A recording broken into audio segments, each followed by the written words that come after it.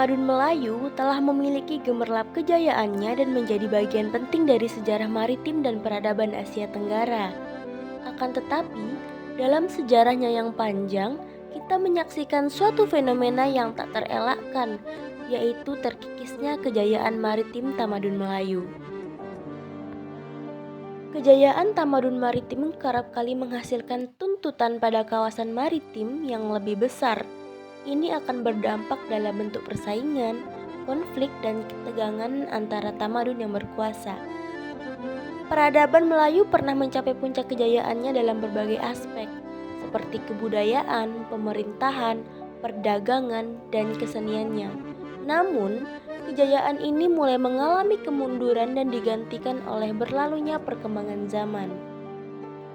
Melalui analisis faktor-faktor yang terkait dengan penyebab kemunduran ini, kita dapat memahami akan tindakan yang dapat mempengaruhi kejayaan maritim masyarakat Melayu. Salah satu faktor yang menyebabkan kemunduran ini adalah kurangnya literasi akan tamadun maritim Melayu. Tamadun maritim merujuk kepada perkembangan tamadun yang berpusat di sekitar aktivitas maritim atau kelautan. Ini meliputi budaya, teknologi, perdagangan, dan sejarah yang berkaitan dengan pelestarian dan pemberdayaan laut sebagai elemen penting dalam kehidupan masyarakat. Laut memainkan peranan penting dalam perdagangan, penyebaran budaya, dan pertumbuhan tamadun di kawasan-kawasan yang berhubungan dengan laut. Dalam Kamus Besar Bahasa Indonesia, kondisi majunya suatu peradaban disebut tamadun, sehingga kemajuan peradaban berbasis kemaritiman dapat disebut tamadun maritim. Apa sih kebudayaan maritim itu? Kebudayaan maritim adalah kebudayaan terhadap kelautan. Kemaritiman dapat diartikan berupa segala sesuatu yang berhubungan dengan laut, spesifiknya yaitu perdagangan dan pelayaran. Melalui video literasi ini, kita akan mempelajari bersama-sama apa itu kebudayaan atau tamadun maritim serta bagian-bagian dari tamadun maritim Melayu. Penanaman pengetahuan budaya kemaritiman sebagai bentuk perwujudan dari pendidikan karakter bangsa dan bela negara serta menjaga kelestarian akan kebudayaan maritim bersama.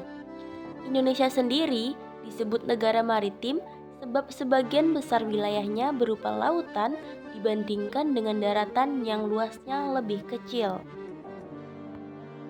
Bambang Budi Utomo pernah berpantun, "Elang laut terbang tinggi, melayang antar terjalnya batu. Bangsa ini takkan terbagi, harga laut sebagai pemersatu."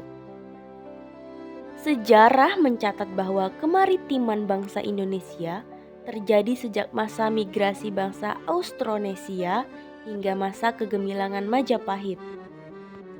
Kekuatan dan kejayaan maritim menjadi kegemilangan yang maha dahsyat di masanya. Leluhur Nusantara telah berlayar ke segala lautan dan samudra, dimulai hanya dengan mengandalkan rasi bintang sebagai petunjuk arah. Kehidupan Nusantara yang tumbuh menjadi bangsa maritim melewati proses yang panjang dan berkesinambungan. Dimulai dari migrasi prasejarah menggunakan rakit, berlanjut dengan perahu-perahu sederhana, sampai berkembang dengan rupa-rupa penemuan sistem pelayaran dan pembuatan kapal. Perkembangan sejarah kemaritiman yang demikian terungkap dari peninggalan-peninggalan prasejarah, berlanjut dengan pola perilaku dan budaya yang terwariskan sebagai bagian dari kehidupan sehari-hari. Kelompok-kelompok masyarakat pesisir di seluruh penjuru Nusantara salah satu bukti bahwa nenek moyang kita adalah pelaut yang mengarungi lautan. Bukti sejarah kemaritiman di Indonesia salah satunya yaitu perahu Bukti Sejarah Bahari. Bukti tertulis paling tua yang membahas pemakaian perahu sebagai sarana transportasi laut tercatat dalam sebuah prasasti Kedukan Bukit pada 16 Juni 682 Masehi. Dari relief ini dapat direkonstruksi dan diselidiki akan dugaan bentuk-bentuk perahu atau kapal yang sisanya banyak ditemukan di beberapa tempat Nusantara seperti Sumatera. Bukti tertulis tertua yang berhubungan dengan penggunaan pasak kayu dalam pembuatan perahu atau kapal di Nusantara berasal dari sumber Portugis awal abad ke-16 Masehi. Dalam sumber tersebut disebutkan bahwa perahu-perahu dagang orang Melayu dan Jawa disebut jung dengan kapasitas lebih dari 500 ton. Dibuat tanpa sepotong besi pun di dalamnya untuk menyambung papan maupun gading-gading hanya digunakan pasak kayu. Cara pembuatan perahu dengan teknik tersebut masih juga ditemukan di Nusantara, seperti yang terlihat pada perahu-perahu dagang dari Sulawesi dan Madura yang kapasitasnya lebih dari 250 ton. Pada abad ke-7 sampai 11, Sriwijaya telah mendominasi jalur maritim. Kekuatan maritim pertama dan terlama yang ada di Nusantara, berkuasa hampir 600 tahun, menunjukkan pengaruhnya di kawasan Selat Malaka dan Asia Tenggara. Sriwijaya telah berperan sebagai perantara antara Cina, Chola, dan Hindia.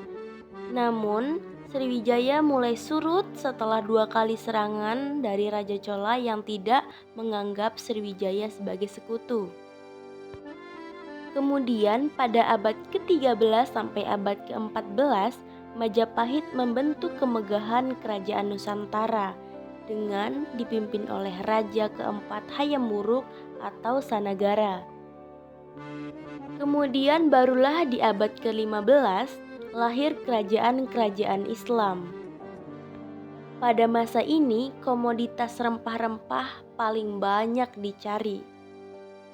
7 unsur umum kebudayaan maritim, yang pertama yaitu pengetahuan, yang kedua kepercayaan, ketiga bahasa, keempat kekerabatan, kelima teknologi, keenam ekonomi, dan ketujuh adalah kesenian.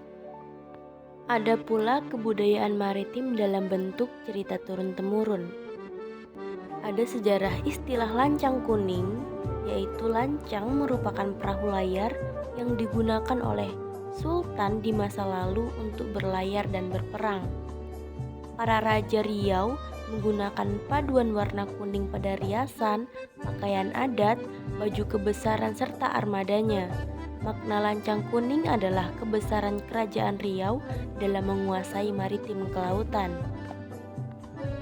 Lalu ada sejarah hikayat Hang Tuah yang menceritakan seorang laksamana termasyhur yang amat berani dan setia, yaitu Hang Tuah, dengan latar hikayat pada abad ke-14 Masehi di wilayah kekuasaan Malaka dan Majapahit, tepatnya di Tanah Bintan.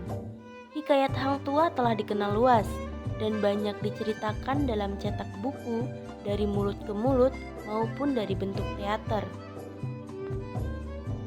Lalu ada tradisi budaya jamu laut, tradisi rutin yang dilakukan setiap 5 tahun sekali. Ketika tradisi ini dilaksanakan, nelayan tidak akan melaut selama 3 hari agar hasil tangkapan melimpah dan bentuk syukur serta menolak bala. Sayangnya tradisi ini sangat sedikit masyarakat yang masih menerapkannya. Masih ada hikayat Patani yang kini menetap di Thailand, ada hikayat Hang Jebat yang bertarung dengan Hang Tuah, ada hikayat Sri Rama yang dibawa dari Hindu Ramayana, dan sebagainya. Tamadun kemaritiman dapat diartikan berupa segala sesuatu yang berhubungan dengan laut. Spesifiknya yaitu perdagangan dan pelayaran, bahkan termasuk sejarah dan mitos-mitosnya. Tidak hanya melalui konten literasi YouTube, literasi akan tamadun ini juga layak diangkat ke permukaan melalui media sosial seperti TikTok, Facebook, Instagram, dan sebagainya, guna memberikan wawasan kepada dunia akan pengetahuan tamadun maritim Melayu. Sekian video literasi ini, semoga bermanfaat. Terima kasih.